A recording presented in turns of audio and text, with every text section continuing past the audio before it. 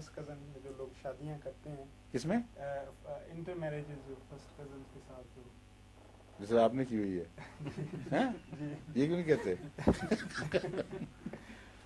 حضور کیا وہ خاندان ہمیشہ کے لیے یا دیر تک اسے جاری رکھ سکتے ہیں؟ کوئی حرج تو نہیں ہے؟ حرج جو ہے وہ صرف اسی پہلو سے ہو سکتا ہے جو ڈاکٹر صاحب نے ذکر فرمایا تھا، میں نے بھی ہومیوپیتھی کی بات کی تھی۔ بعض بیماریاں ایسی ہیں جو جن کے متعلق سائنٹیفکلی ثابت ہے کہ ان کے کیڑے اندر تک اثر کرتے ہیں اور خلیوں پر بھی اثر انداز ہو جاتے ہیں، جیسا کہ ایڈز کی بیماری ہے۔ بعض ایسے ہیں جو اثر انداز ہوتے ہیں اور پھر مار دیتے ہیں، مگر خلیوں کو اس حد تک نہیں بگاڑتے کہ وہ شخص نہ اس طرح نہیں بگاڑتے کہ وہ زندہ بھی رہے اور خلیوں کے اندر ایسی کمزوری ہو جو اگلی نسلوں میں منتقل ہو، اور بعض میں ہوتی ہے وہ منتقل۔ اس لیے اس خدا تعالیٰ کا انصاف اس طرح سے یہاں دکھائی دیتا ہے کہ اس کے برعکس بعض خوبیاں بھی جو ذہنی صلاحیتوں کے ساتھ تعلق رکھتی ہیں وہ بھی خلیوں میں اکٹھی ہوتی رہتی ہیں اور جمع ہو کر ایک نسبتاً زیادہ روشن دماغ بچہ پیدا کرنے کی صلاحیت پیدا کر دیتی ہیں۔ اسی لیے ایسی قومیں جن میں انٹر میرجز بہت زیادہ ہیں، خاندانی ہوں یا غیر خاندانی، ان میں آپ یہ دیکھیں گے کہ یا تو جینیس پیدا ہو رہے ہیں اور یا پھر کبھی کبھی بالکل پاگل اور بہت بنیادی نقائص والے۔ یہ اس طرح ہوتا ہے کہ جو خلیے بیماری کے ہیں وہ اگر میاں بیوی دونوں میں اکٹھے ہو جائیں تو ایک دوسرے سے ضرب کھا جاتے ہیں۔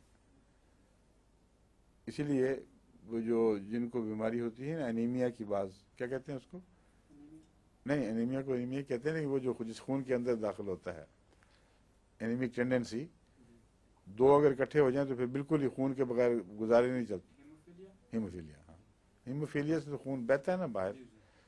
میں کہہ رہا ہوں کہ بعض ایسے انیمیا ہیں کہ انیمک بچہ رہے گا، اس نے ورثے میں پایا ہے لیکن پھر بھی خون بناتا رہتا ہے، اور بعض ایسے ہیں جن کے اندر تھیلاسیمیا، خون بننا ہی خرابی ہو جاتی ہے، کچا خون جسم بنا کے پھینکتا ہے، ایک قسم کا کینسر سمجھ لیں، اور ایسے بچے کو بار بار پھر پورا خون بدلانا پڑتا ہے، بہت ہی خطرناک چیز ہے۔